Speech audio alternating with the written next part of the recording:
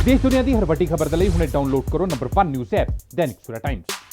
ਜਿੱਧਰ ਕਿਸਾਨ ਇੱਕ ਪਾਸੇ ਅੰਦੋਲਨ ਦੇ ਵਿੱਚ ਮਸਤ ਨੇ, ਨਾਲ ਦੀ ਨਾਲ ਆਪਣਾ ਕਾਫੀ ਯੋਗਦਾਨ ਪਾ ਰਹੇ ਨੇ। ਕਾਫੀ ਲੰਬਾ ਸਮਾਂ ਹੋ ਗਿਆ ਹੈ, ਕਿਸਾਨ ਸ਼ਰੇਆਮ ਦਿੱਲੀ ਦੀ ਹਿੱਕ ਤੇ ਬੈਠੇ ਹੋਏ ਆ, ਅੰਦੋਲਨ ਕਰ ਰਹੇ ਆ, ਉਹ ਵੀ ਸ਼ਾਂਤਮਈ ਢੰਗ ਦੇ ਨਾਲ। ਜਿੱਥੇ ਹਰ ਵਰਗ ਅੱਗੇ ਆ ਕੇ ਕਿਸਾਨਾਂ ਦੇ ਨਾਲ ਮੋਢਾ ਜੋੜ ਕੇ ਖੜਾ ਹੈ, ਉੱਥੇ ਕਲਾਕਾਰ ਕਾਫੀ ਸਾਰੇ ਇੱਥੇ ਆ ਕੇ ਕਿਸਾਨਾਂ ਦੇ ਵਿੱਚ ਇੱਕ ਵੱਖਰਾ ਜੋਸ਼ ਭਰਦੇ ਨੇ। ਸਾਡੇ ਨਾਲ ਮੌਜੂਦ ਨੇ ਵਿੱਕੀ ਕਾਜਲਾ ਜੀ। ਸਤਿ ਸ਼੍ਰੀ ਅਕਾਲ ਜੀ। ਸਤਿ ਸ੍ਰੀ ਅਕਾਲ ਭਾਜੀ।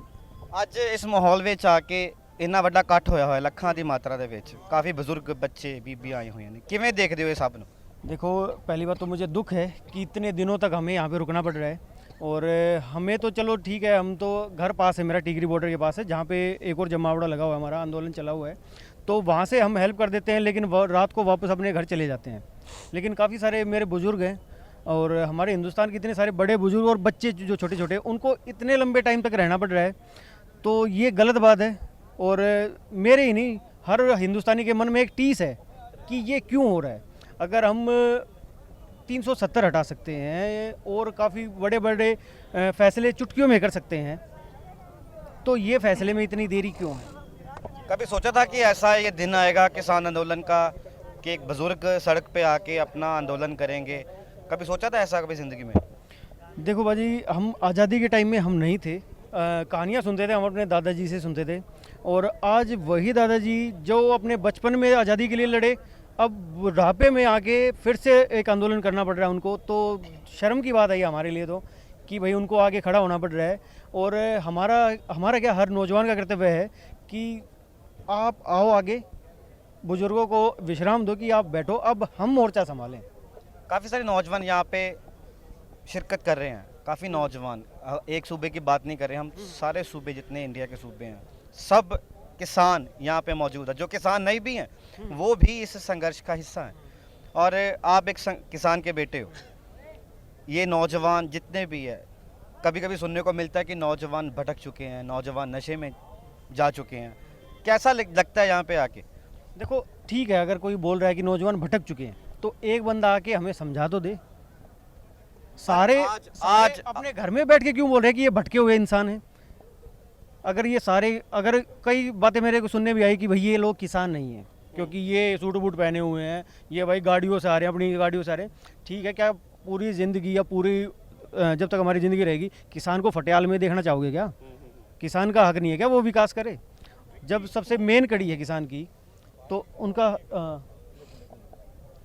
उनका भी फ़र्ज़ बनता है कि भाई वो भी विकास करें। और भाई साहब ने मुझे, ये हमारे भाई साहब हैं सचिन काद्यान जी, और समाज सेवी है, और इन्हीं से इंस्पायर होकर मैंने एक गाना लिखा है किसान के ऊपर। और इनकी सोच ये है कि हो सकता है कि मैं किसान नहीं हूँ, लेकिन अगर सच में किसान नहीं है, अगर सच में किसान नहीं है, तो क्या मैं होऊंगा? नहीं हो सकता।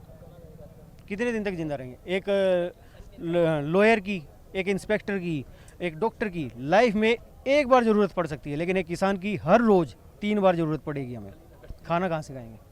बहुत सारी टिप्पणी देखने को मिल रही है कि ये किसान नहीं आतंकवादी है। आपको लगता है कि आतंकवादी है? जो अपने परिवार को साथ में लेके आ गए हैं संघर्ष के लिए, जो गोली खाने के लिए भी तैयार हैं, फिर भी वो शांतमय ढंग के साथ अपना संघर्ष कर रहे हैं।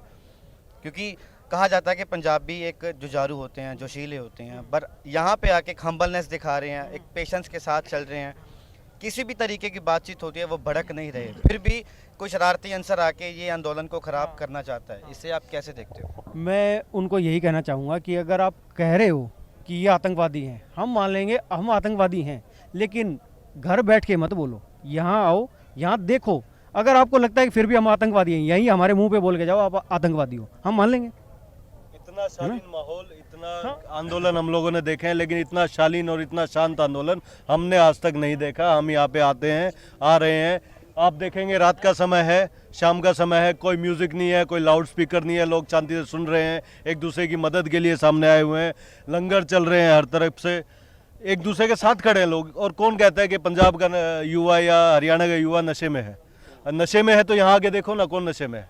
ये सब जागे हुए लोग हैं, नशे में कोई नहीं है, सब एक दूसरे के साथ है, सब लोग अपने विवेक से जागे हुए हैं और एक दूसरे का साथ में है और इस कानून के खिलाफ है और अपने हकों के साथ है। ਦੇਖਿਆ ਸੀ ਕਿ ਇੱਕ ਨੌਜਵਾਨ ਜੋ ਹਰਿਆਣੇ ਤੋਂ ਵਿੱਚੋਂ ਆ ਕੇ ਆਪਣੀ ਆਵਾਜ਼ ਰੱਖ ਰਿਹਾ ਹੈ, ਜੋ ਗੀਤਾਂ ਦੇ ਰਾਹੀਂ ਇੱਕ ਜੋਸ਼ ਭਰਦੇ ਨਜ਼ਰ ਆ ਰਹੇ ਨੇ ਕਿਸਾਨਾਂ ਦੇ ਵਿੱਚ।